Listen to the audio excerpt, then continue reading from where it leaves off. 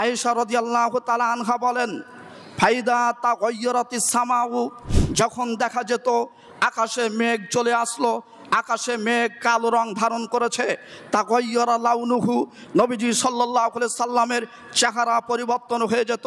অন্য হাদিসে আছে মুখ লাল হয়ে যেত।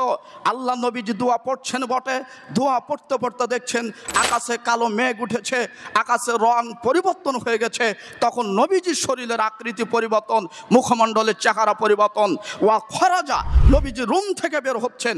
ওয়া দাখালা, আবার রুমে প্রবেশ করছেন। ওয়া আকবালা, আবার সামনে আগিয়ে যাচ্ছেন। ওয়া আদবারা, আবার পিছনে সরে যাচ্ছেন। নবীজির ভয় হচ্ছে, আকাশে যে এত বাতাস, আকাশে যে এত মেঘ, না জানি পরিস্থিতি কি হয়। তাই তিনি একবার রুমে প্রবেশ করেন, একবার রুমে বের হন, একবার সামনে আগান, একবার পিছনে যান। হাদিস বুখারী মুসলিমে, আবু দাউদে রয়েছে। 19-20 করার সুযোগ নাই। তাহলে নবীজি হয়ে তিনি গজবের ভয়ে, কষ্টের ভয়ে, শাস্তির ভয়ে রুমে বসতে পারেন না। রুম থেকে বের হয়, আবার রুমে প্রবেশ করে, আবার সামনে আগায়, আবার পিছনে যায়, অথচ মুখে দোয়া আছে আল্লাহুম্মা ইন্নী আসআলুকা, এই দোয়াটি পড়ছেন। তাহলে এবার আপনার বিবেচনায় দিই, ঝড় যখন উঠেছে, আকাশে যখন মেঘ কালো হয়েছে, তখন আপনি রুমের দরজা বন্ধ করে ঘুমান কিভাবে? বিবেচনা আপনার।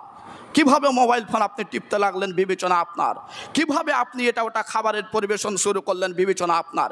আপনি কিভাবে করতে পারেন? খাবার কিছু খাচ্ছেন, খেতে পারেন, তবে দোয়া যেন মুখে থাকে।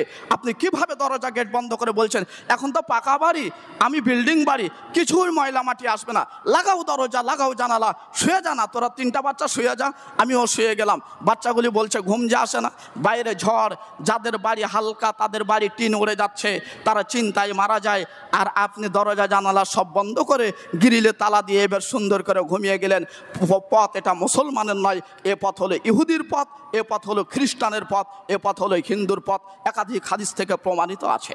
যদি মুসলমান হতো, মুসলমান মুমিন মুত্তাকি হতো, তাহলে অবশ্যই তার দরজা জানালা বন্ধ করে আল্লাহ নবীর শিখানো দোয়াটা বলা শুরু করতো।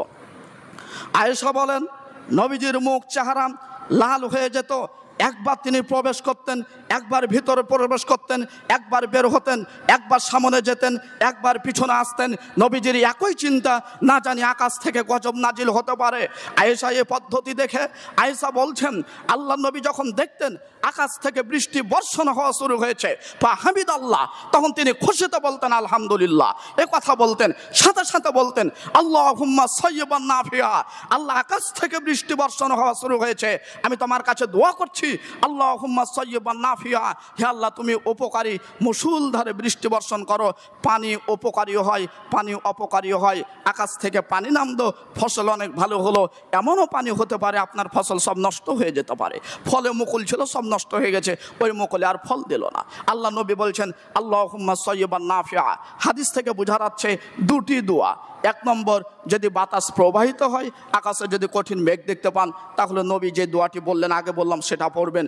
বৃষ্টি যখন শুরু হয়েছে, জানালার ফাঁক দিয়ে দেখতে পাচ্ছেন বৃষ্টি শুরু হয়েছে, তখন আপনি বলবেন আল্লাহুম্মা সাইয়্যিবান নাফিআ। ছোট একটি দোয়া, আল্লাহুম্মা সাইয়্যিবান নাফিআ, হে আল্লাহ তুমি উপকারী বৃষ্টি বর্ষণ করুন।